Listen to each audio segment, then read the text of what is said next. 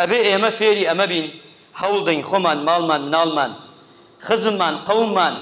دۆست و ئەحباب و خۆشەویستمان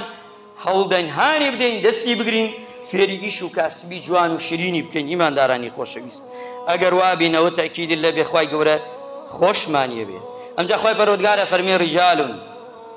کۆمەڵە پیاوێ کۆمەڵێ کەسانێک لا تولیم تیجارەت ولا بەیع عن ذکر الله وامانش لێ نەبێ ئەوەنە کاسبی بکەین خوامان لە فکر چێ نەعوذ بالله دینمان لە فکر چێ مزگەوتمان لە فکر بچێ ئیسلام ئەوش ناڵێ خەڵکێک ئێمەنە خەریکی دنیایە قیامەتی لە فکر چوو ئەوش نا تۆ ئەبێ تەرازوویەک دانەی هەڵسەنگیەک دانەی عیبادەت و خواپەرستی ئەەکەم هەمووی لە کات و ساتی خۆیدا لە پاڵشیدا بۆ دنیاش ڕادەکەم ئێستا زۆر جار ناو کوردەواری خۆمانە قسەیە کە کرێ بەڵام قسەکە زانن هەڵەیە ئەڵێ دنیا ئەوەی نایە بۆی ڕاکەی ئەی چۆن ناوێتی دەی ڕامەکە و دانیشە بزانە ژیت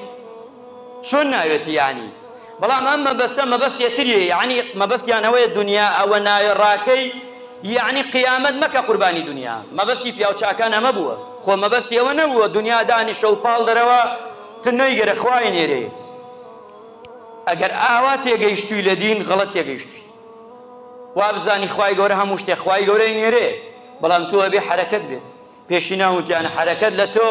بەرەکەت لەخوا تۆ ئەگە هەوڵ نەدەی ئیشەکەت جوان پەرەی پێ نەدەی خوا ڕزقتش زیان ناکا لەسەر ئیشەکەت بە جوانی بە چاکی بە باشی ڕزقەکە زیاکە ئیماندارانی خۆشەویست